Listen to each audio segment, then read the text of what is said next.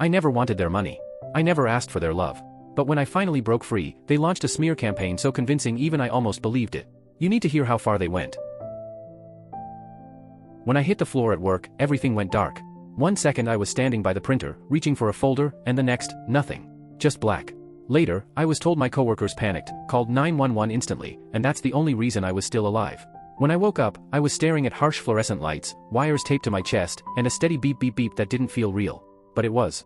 A nurse adjusted a drip by my side, calm, professional, reassuring. That's when the doctor told me the truth. It hadn't been a fainting spell, not dehydration, not stress. I'd had a cardiac event. At my age. The kind of thing you read about, but don't expect to live through. The hospital staff were incredible. They checked on me constantly, treated me like a person who mattered.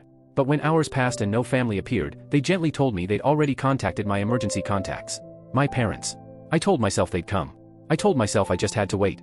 So I did. 1 day passed. Then 2. Nothing. Not a call, not a text, not even a half-hearted, "How are you?" On the 3rd day, I checked my phone out of sheer habit. For 1 desperate second, I thought maybe the signal had dropped. But no. There was just 1 notification. It was a tag on Instagram. Melissa had posted a picture. Her, Paige, and my parents sitting around a picnic table at the lake. My mom had even made her deviled eggs, the ones she only ever made for special occasions. They looked happy, smiling, relaxed. The caption? Family day without the drama. And yes, they tagged me. Like it was funny. Like it was a joke that I was hooked to machines while they were laughing over potato salad. I didn't reply.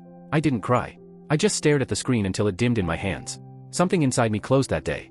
Not in an explosive way, but in a quiet, final way. Like a door that locks from the inside and never opens again. I kept recovering, slowly. The doctors kept running tests. I barely spoke unless I had to. Still no word from my family. Not until the 4th day. That's when I woke up to 74 missed calls. 74. And a single text from my father. "We need you. Answer immediately." Not "how are you?" Not "are you okay?" Just, "we need you." I stared at it for a full minute, maybe more. I wasn't panicked.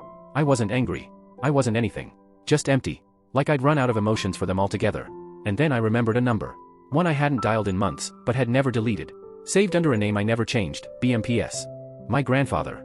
I'd avoided calling him because I knew how he felt about my parents and sisters. I didn't want to hear him say "I told you so." But that morning, I called anyway. He picked up on the 2nd ring. Didn't waste a breath. Just asked, "Which hospital?" That was it. No hesitation. No guilt trips. No silence. Just action. Like I mattered. 40 minutes later, he walked in. Same windbreaker he's worn since I was a kid. Same beat-up old watch.